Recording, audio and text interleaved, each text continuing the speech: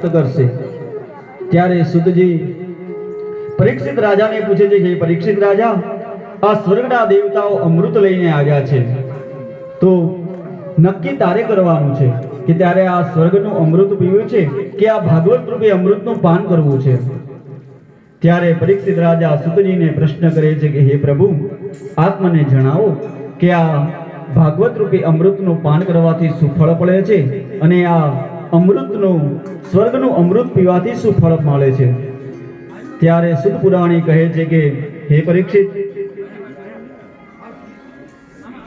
સ્વર્ગનું અમૃત પીવાથી આપણે અમરત્વને પ્રાપ્ત કરીએ છીએ, પણ આ ભાગવત રૂપી અમૃત પીવાથી આપણને તો મોક્ષની પ્રાપ્તિ થાય છે અને ફરી ફરીને આ જન્મ લેવાની આપણને ઈચ્છા નથી થતી અને વૈકુંઠ લોકની પ્રાપ્તિ થાય છે।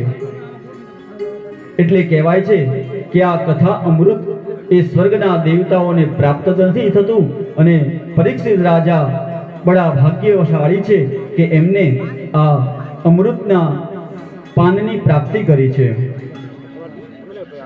બ્રહ્મલોકની અંદર જ્યારે બ્રહ્માજીએ જાણ્યું કે આ અમૃતનું પાન કરવાથી પરીક્ષિત રાજાને 7 દિવસની અંદર મોક્ષની પ્રાપ્તિ થઈ, ત્યારે બ્રહ્માજીએ બ્રહ્મલોકની અંદર એક તુલા, એક ત્રાજવું તૈયાર કરાયું અને એ ત્રાજવાની અંદર મોક્ષની પ્રાપ્તિ કરાવનારા તમામ સાધનો મૂક્યા છે અને એક તરફ આ ભાગવતને મૂક્યું છે।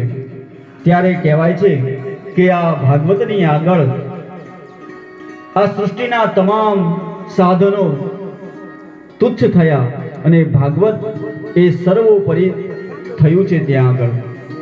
એટલે કે જે ભાગવત